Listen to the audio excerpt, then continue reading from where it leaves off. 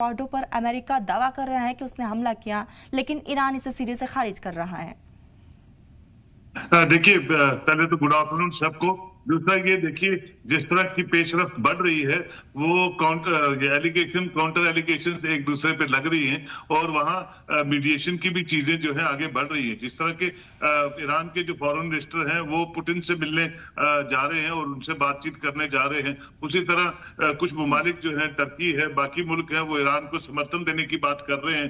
पाकिस्तान का रुख जो है वो बिल्कुल सामने आ चुका है। लेकिन जिस तरह का ट्रंप का और खासकर जो बिल क्लिंटन का जो परसों का प्रेस कॉन्फ्रेंस में उन्होंने मीडिया से बात की है, वो भी इसको अपोज कर रहे हैं। मैं समझता हूँ बिल क्लिंटन का कहना बहुत मैटर करता है, क्योंकि वो बड़े सक्सेसफुल प्रेसिडेंट रहे हैं अमेरिका के। उनका तो ये कहना था, जो मैंने सुना, कि वो सिर्फ नेतन्याहू को ताक़यामत वहां सदर बना के रखना चाहते हैं इजराइल में। इसकी कोशिशें ट्रंप कर रहा है, जो मैं समझता हूँ अपने आप में जो एक सोचने की बात है कि ट्रंप ऐसी रणनीति पे क्यों हार्ड स्टांस लिया हुआ है, जो मैं समझता हूँ। और ये भी उन्होंने कहा कि ईरान में सत्ता तब्दील हो, उनका जो पावर हाउस वो बदले जाए, इस पे ट्रंप जो है एम्फसाइज कर रहा है। देखिए, बिल क्लिंटन साहब जो है, उनकी इस वार्ता में बहुत सी चीजें सामने आई हैं जो रिफ्लेक्ट करती हैं कि दुनिया में इसका सबसे बड़ा डिक्टेटर जो है, जो किसी की बात नहीं सुन रहा है, जिसने जिद पकड़ ली है, वो ट्रंप है। वो अपने मुल्क को भी खराब करने की कोशिश कर रहा है और बाकी दुनिया में भी।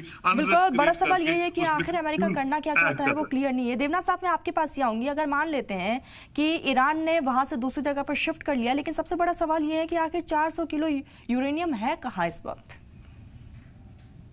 देखिए, जब IAEA की टीम गई थी तो उसने हर लोकेशन पे जितना जितना यूरेनियम था, चाहे वो 10%, 20%, 30, 40 या 60% तक प्यूरिफाइड था, उसकी एक इन्वेंट्री बनाई थी।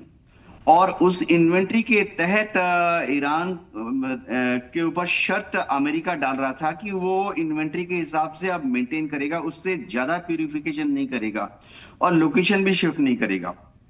लेकिन क्योंकि ये युद्ध तो अब बहुत देर से चल रहा है, कम से कम 10 दिन से तो इजराइल ही बमबारी कर रहा है, तो जाहिर बात है कि कोई भी देश अपनी सारी स्ट्रेटेजिक एसेट्स को, प्यूरिफाइड यूरेनियम भी किसी भी देश की स्ट्रेटेजिक एसेट्स होगी, भारत की भी, तो कोई भी एक जगह पे नहीं रखेगा अगर युद्ध इमिनेंट हॉस्टिलिटीज शुरू हो चुकी हैं।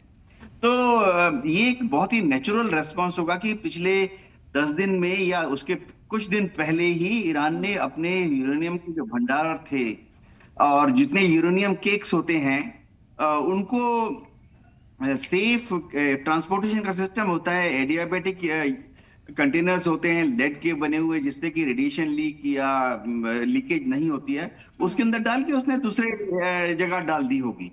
तो ये बहुत ही कॉमन स्टैंडर्ड एक्सेप्टेड तरीका है अपने न्यूक्लियर स्ट्रेटेजिक एसेट्स को, खासतौर से जो यूरेनियम है उसको पूरे देश में अलग अलग जगह रखने का। मेरे ख्याल से ईरान ने इसको किया होगा, शर्तिया 100% किया होगा। जी।